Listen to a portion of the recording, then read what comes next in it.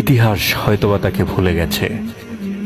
যিনি ছিলেন ইতিহাসের একজন মহীয়সী নারী, হ্যাঁ, তিনি সেই নারী যিনি ছিলেন একজন নিউরোসায়েন্টিস্ট বা স্নায়ুবিজ্ঞানী, যিনি ছিলেন একজন পিএইচডি হোল্ডার এবং যিনি ছিলেন একজনের কোরআনের হাফেজা, যার বুকে ধারণ করেছিলেন পবিত্র কোরআনের 30টি পারা। এই সেই নারী যিনি হয়েছিলেন 2003 সালে কিডন্যাপ এবং যার স্থায়িত্ব হয়েছিল 2008 সাল পর্যন্ত।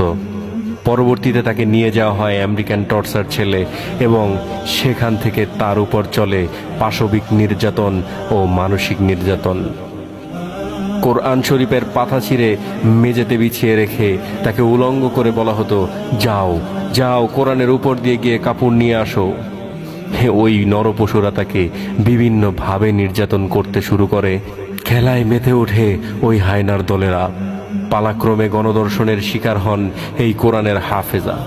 নিউরোসায়েন্টিস্ট সেই নারীকে আমেরিকান আদালত থেকে 86 বছরের সাজা ঘোষণা করে এক আমেরিকান সেনা হত্যা চেষ্টার অপরাধে। আদালতে বিচারক কিছু বলার আছে কিনা জানতে চাইলে তিনি বলেন, আপনি তাদের ক্ষমতা দিয়েছেন আমাকে রেপ করার, উলঙ্গ করে সার্চ করার। আপনার কাছে কিছুই বলার নেই আমি আমার আল্লাহ অর্থাৎ আমার রবের কাছে যেই বলবো যা বলার। আমি তো সেদিনে মরে গেছি যেদিন আমাকে প্রথমবার ধর্ষণ করা হয়েছিল।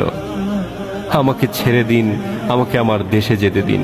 মূলত তার অপরাধটি ছিল এই, তিনি একজন কোরআনের হাফেজা।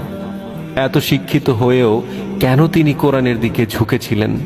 কেন তিনি তার বক্তব্যে কোরআনের রেফারেন্স টানতেন? কেন তিনি দিনের পথে সামিল হওয়ার দৃঢ়প্রত্যয় নিয়েছিলেন? 1 বছর নয়, 2 বছর নয়, 9টি বছর, 9টি বছর তাকে একটানা ধর্ষণ করা হয়েছিল। ওই অন্ধকার কারাগারে আটকে রেখে শুধু ধর্ষণ নয়, এর পাশাপাশি মরণব্যাধি ক্যান্সারের জীবও তার শরীরে পুঁতে দেওয়া হয়েছিল।